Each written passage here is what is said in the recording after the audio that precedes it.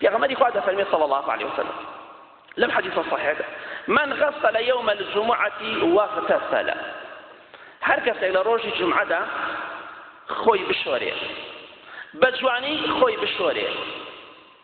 ئیتر ئایا ئەو خۆشۆرتنە بەهۆی لەشگرانیەوە بێ یا لەشگرانی نەبێت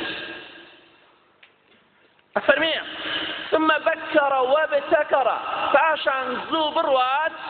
بۆ مزگەوت بۆ نوێژی جومعە زوو بڕوات نەک لە کاتی بانگەکە زوو بڕوات بچێ بۆ مزگەوت بۆ نوێژی جومعە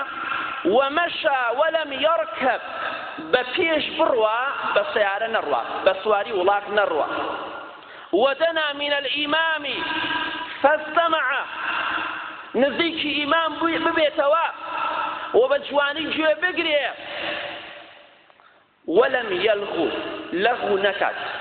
پێغەمبەری خوا دەفەرمێ صلى الله عليه وسلم من مس الحصى فقد لغى ئەو کەسەی لە کاتی جومعەدا لە کاتی خوتبەدا ئەگەر دەست بدا بە بەردێکەوە ئەوە لەغوی کردووە ئەگە تەسبیحەکەی بەدەستەوە بێ ئەوە لەغوی کردووە ئەوە خێری جومعەکەی بۆ نانووسرێ ئەگە خۆی بە فەرشەکەەوە مەشغوڵ بکە جومعەکەی بۆ نانووسرێ چونکە لەغوی کردووە ئەگە براکەت سەلامی کرد تۆ جوابی دایەوە لەغوت کردووە ئەگە براکەت قسەی کرد تۆ بڵێ قسە مەکە لەغوت کردووە ئەوە ئەبێ ئاگادار بن ئەو شتانە بە هیچ شێوە جائز نییە لە کاتی جومعەدا نابێ یەک قسەیە بکەیت ئەبێ بەس گوێ بگری جای پێغەمبەری خوا فەرمی صلی الله عليه وسلم ئەو کەسەی خۆی بشۆرێ وەزوو بێ بۆ مزگەوت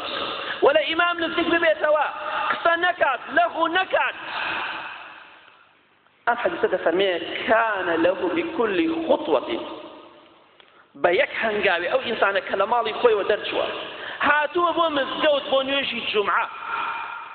بە هەموو هەنگاوێکی چی بۆ نووسرێت عمل سەنەتین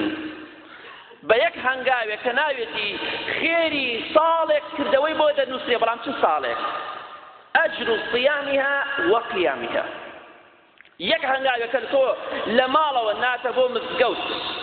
هاتیتە بۆ مزگەوت و قسەی لەغوت نەکردەوە لە ئیمام نزیک بیتەوە و زوو هاتیتە بۆ مزگەوت بە هەموو هەنگاوێک پێغەمبەری خوا دەفەرمێ صلی الله عليه وسلم خوای گەورە خێری ساڵێک ڕۆژوگرتن و شەو نوێژێک بۆ نووسێت هەموو هەنگاوێکت خێری ساڵێک شەو نوێژی هەیە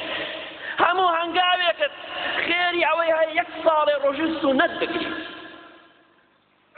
کەواتە تۆ ئاگاداری خۆت لە ماڵەوەی بەدیار تەلەڤیزۆن و دانیشتیتە بۆ نایە بۆ مزگەوت ئیخبارە لەدەست ناچێ ئیخبار دەجات دووبارە بێتەوە دوایی گوێ لێ بگرە وەرە بۆ مزگەوتەکە جومعەکەت بکە دنیا بەو نیم سەعاتی تۆ حەل نابێت کەواتە برای شیرینم ئاگاداری خۆت بە هەموو هەنگاوێکت کە دەینێی بۆ مزگەوت خێری ساڵێک شەو نوێژ و ڕۆژوگرتنی سونەتی هەیە